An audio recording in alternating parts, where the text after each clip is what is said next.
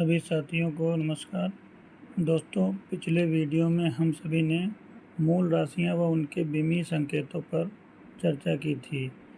मुख्य मूल राशियां और उनके विमीय सूत्र हमने आप सभी के समक्ष फिर से लिख दिए हैं, जैसे लंबाई का L, द्रव्यमान का M, समय का T और वैद्युत धारा का।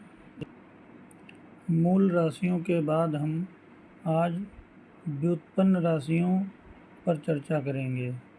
व्युत्पन्न राशियां वे राशियां हैं जो मूल राशियों की सहायता से प्राप्त की जाती हैं।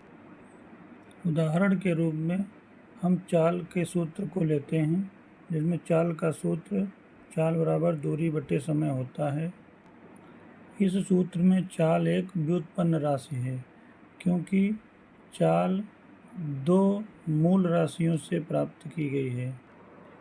इस सूत्र में चाल दो मूल राशियों से व्युत्पन्न हुई है, दूरी अर्थात लंबाई मूल राशि व समय मूल राशि। इन दो मूल राशियों की सहायता से चाल की उत्पत्ति हुई है, अतः चाल एक व्युत्पन्न राशि है।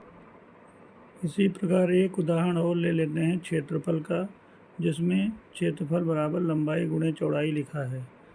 क्षेत्रफल एक व्युत्पन्न राशि है, क्योंकि यह मूल राशि लंबाई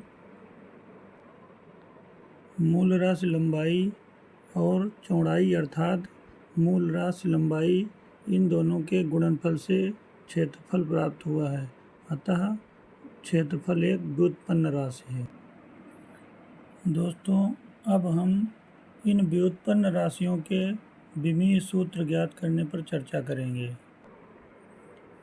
दोस्तों, चाल का विमीय सूत्र ज्ञात करने के लिए हम चाल का विमीय सूत्र बराबर दूरी अर्थात मूल राशि लंबाई का विमीय सूत्र लिखेंगे बटा समय का विमीय सूत्र लिखेंगे। दूरी का विमीय सूत्र L व समय का विमीय सूत्र T है। गणित के अनुसार यदि हम T को बटा लाइन के ऊपर ले जाते हैं तो T की घात -1 हो जाएगी, और इस प्रकार हमें चाल का विमीय सूत्र L T की घात -1 प्राप्त होता है।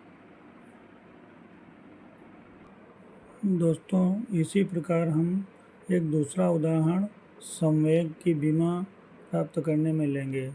संवेग का सूत्र होता है द्रव्यमान गुणे वेग। अब हम संवेग के सूत्र को तब तक तोड़ेंगे जब तक कि वह मूल राशियों के रूप में नहीं आ जाता है।